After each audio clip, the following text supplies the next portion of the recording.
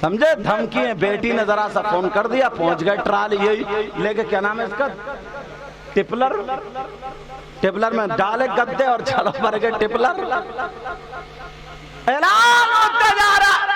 अब कोई, अल्लाह बरकत फरमाए, अब कोई कुछ जो मुंह में सुन नहीं रहा, फैसला नहीं कर रहा कि बेटी की अपनी कहाँ गलती है, दामाद की कहाँ गलती है। किस, अगर गए हो तो मुंसिफ बन के जाओ, और फिर इतने ये टिपलर भर के जाने की क्या जरूरत है। मुअज़्ज़ज़ आदमी जाओ, और अगर बेटी की गलती नहीं है फिर भी बेटी को समझाओ, बेटी तुम्हें घर यही बसाना, यही करना। उस्ताद बच्चे को पीट देता है, मारता है, पिटाई करता है, उसके बावजूद भी माँ बाप ये कह दे यही पड़ेगा, यही रहेगा, सही मारा, बिल्कुल सही, और घर आया तो तुझे मैं धुनूंगा। और अगर जिस बाप ने कह दिया चल बेटा चल, मत पढ़े या मत पढ़े, उसका बेटा कभी जिंदगी में पढ़ता ही नहीं। ये तजर्बे हैं हमारे। और जिसने ये कह दिया हड्डी हड्डी हमारी, मांस मांस तुम्हारा, उसका बेटा कहता है यार कहाँ जाऊं, चलो पढ़ ही लो। तो ऐसे वो भी घर बसा सकती, मगर तुमने जो ये नाक पे चढ़ा रखा है ना, ये सर पे, फालतू बात। घर क्यों शादी की फिर तुमने, क्यों शादी की तुमने बेटी की? कुछ दिनों के बाद ना लड़की वाले ऐसा लड़का ढूंढेंगे जिसकी ना माँ हो ना बहन हो, कोई नहीं हो, बस अकेला हो। क्यों? बेटी को खाना बनाना ना पड़े, होटल से आते रहे खाते रहे, आते रहे खाते रहे, बेटी को खाना ना बनाना पड़े, सिर्फ इसलिए। ऐसे रिश्ते ढूंढे जाएंगे आगे चल के। मेरी तकरीर ये याद रखिए, अभी ऐसे ढूंढ रहे हैं कि फैमिली बड़ी तो नहीं है कहीं, ये देख रहे हैं फैमिली बहुत ज्यादा बड़ी तो नहीं है। अगर कहीं अकेला लड़का मिल जाए ना, और फैमिली जितनी कम हो उतने ही लड़की वाले ज्यादा खुश है। और पहले जितनी बड़ी फैमिली होती है ना, कहते थे बड़े खानदान का हूं, बड़े खानदान का, बड़े खानदान का। और अब वही मैटर है, वही जहन में बसा लिया। डॉक्टर तुमसे आगे हो गए, उसने भी कह दिया आराम करते रहिए, पहले बच्चे पे ऑपरेशन, दूसरे, तीसरे के बाद खत्म। पहले की औरतें थी 8-8 बच्चे हो गए, 8-8 बच्चे, मगर फिर भी शेर नहीं रहती थी, शेर नहीं। वो औरतें नहीं थी। अब तो बस 2 बच्चे, बस 3 बच्चे, बस। क्या जहन ले लिया यहूदियों वाला, क्या जहन हमारे घरों में हमने बना लिया। इसी वजह से शुरू में शादी होती है, गोलियां खाते रहते, दवा खाते रहते, इंतजाम करते रहते, चलो अभी बच्चे बाद में होंगे, अभी बाद में होंगे। जब 4-5 साल गुजर गए, अब हो ही नहीं रहे। अब लिए फिर रहा मज़ारों पे, अब घुमाता फिर रहा उसे टिपलर को। अरे वो भी टिपलर से कम थोड़ी है, टिपलर ना, हाँ। अब घुमाता फिर रहा यार, बच्चे नहीं हो रहे हैं, कोई बता दियो ऐसा मियां। पहले से तूने बहुत गोलियां खा ली, पहले से तूने बड़े इंतजाम कर लिए, अब 3-4 साल गुजर, पता नहीं अल्लाह किस बात पे नाराज हो जाए। तुम्हें क्या पता यार, नबी ने साफ फरमाया ऐसी औरत से शादी करो जिसके बच्चे ज्यादा होते हो। अब तुम्हें क्या पता किसके बच्चे ज्यादा हो रहे हैं, उसकी तशरीह की गई है, उसके खानदान की बच्चियों से पता चलता, उसकी माँ से पता चलता। तज़व्वजुल वुदूद अल वलूदा, ये लफ्ज हदीस के। क्यों? कहा मेरी उम्मत बढ़ाओ, मेरी उम्मत बढ़ाओ, मेरी उम्मत, ताकि मैं अपने उम्मत के कसीर होने पर हश्र के मैदान में फख्र करूंगा, देखो मेरी उम्मत कितनी बड़ी है।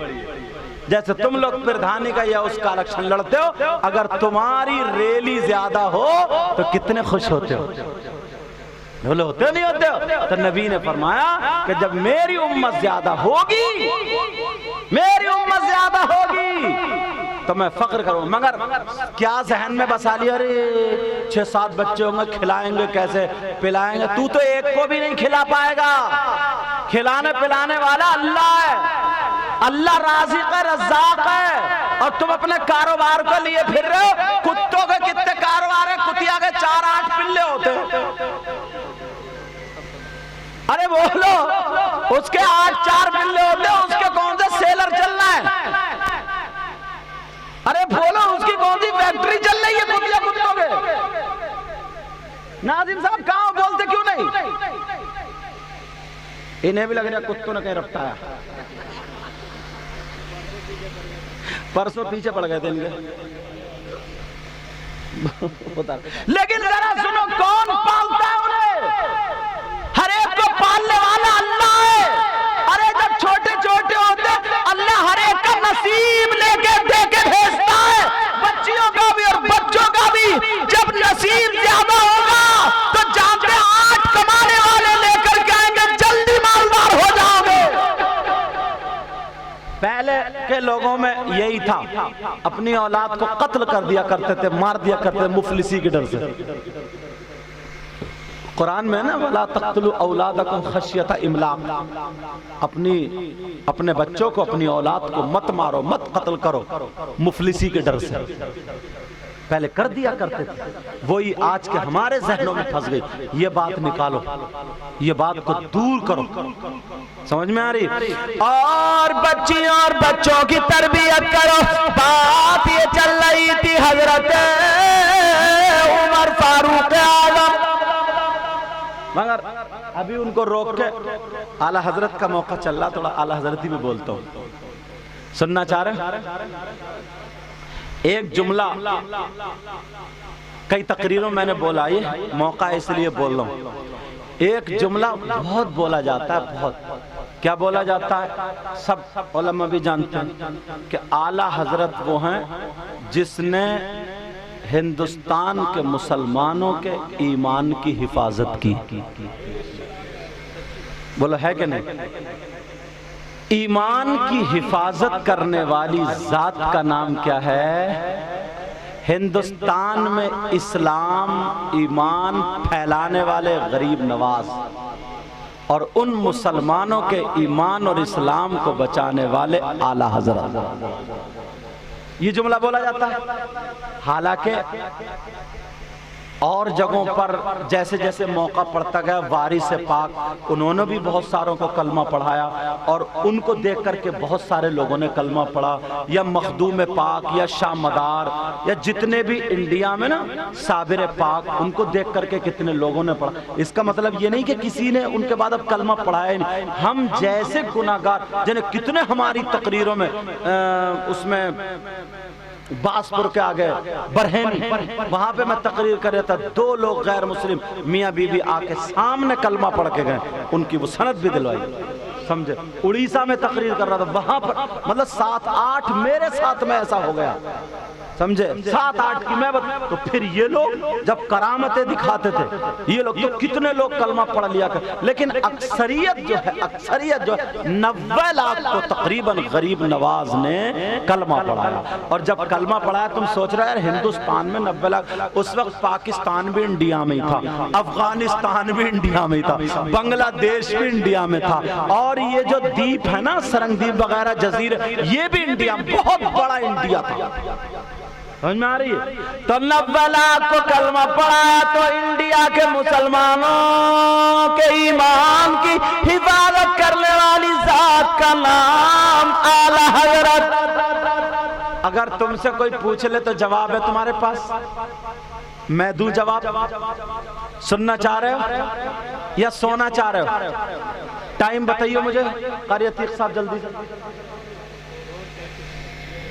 2:30 बज गए, 3 पूरे कर लो, ठीक है ना? 4 रहने दो, आज रहने दो, 4-3 काफी, फिर इंशाल्लाह हमारी आपकी जिंदगी रही तो फिर पूरे होंगे। समझे? तो आप सुनो, आला हजरत ने कैसे बचाया? जवाब सुनो, सारे लोगों को ये बातें मालूम होनी चाहिए। कुरान पाक की आयत। एक बात बताओ, क्या अल्लाह ताला किसी के साथ मक्र कर सकता है? क्या अल्लाह ताला मक्कार है? मक्कारी करने वाले को, मक्र करने वाले को मक्कार बोलते हैं। क्या अल्लाह ताला सबसे बड़ा, सबसे ज्यादा, सबसे बेहतर मक्र करने वाला हो सकता है क्या? बोलो। और अगर कोई इस पर ईमान रखे और ये माने, पढ़े, कहे, सुने और इस पर ईमान रखे, तो कितनी बड़ी दाढ़ी और टोपी मुसलमान हो सकता है। अब सुनो कुरान पाक की आयत, बिस्मिल्लाहिर्रहमानिर्रहीम,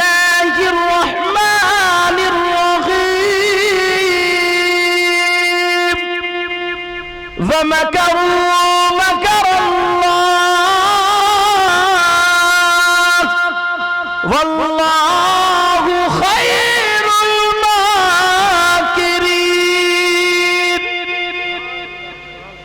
तर्जमा कुछ लोगों ने लिखा है, उन लोगों ने लिखा जिनके पैजामे ज्यादा होते हैं, वो मकरू मकर अल्लाह, उन्होंने अल्लाह के साथ मकर किया तो अल्लाह ने उनके साथ मकर किया।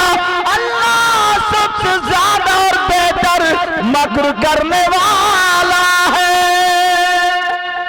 अब बताओ, बच्चियां यही पढ़ती, बच्चे यही पढ़ते, घर घर में कुरान जाता, लोग इसको समझते, लोग इस पे ईमान रखते, तो उनका ईमान रहता बचता। मगर आला हजरत ने अपनी जमीन पे झगड़ा नहीं किया, जायदाद पे झगड़ा नहीं किया, लड़ाई ये सब नहीं हुई। आला हजरत ने देखा लोगों के ईमान के लुटेरों ने तर्जमा कर दिया, ना जाने कितनों का ईमान खत्म हो जाएगा। आला हजरत ने अब इसका तर्जमा किया और ऐलान कर दिया, लोगों वो तर्जमा गलत है, तर्जमा ये व मकरू मकर अल्लाह, उन्होंने अल्लाह के साथ मकर किया तो अल्लाह ने उनके साथ खुफिया तदबीर फरमाई। और अल्लाह सबसे बेहतर तदबीर फरमाने वाला। ईमान बच गया।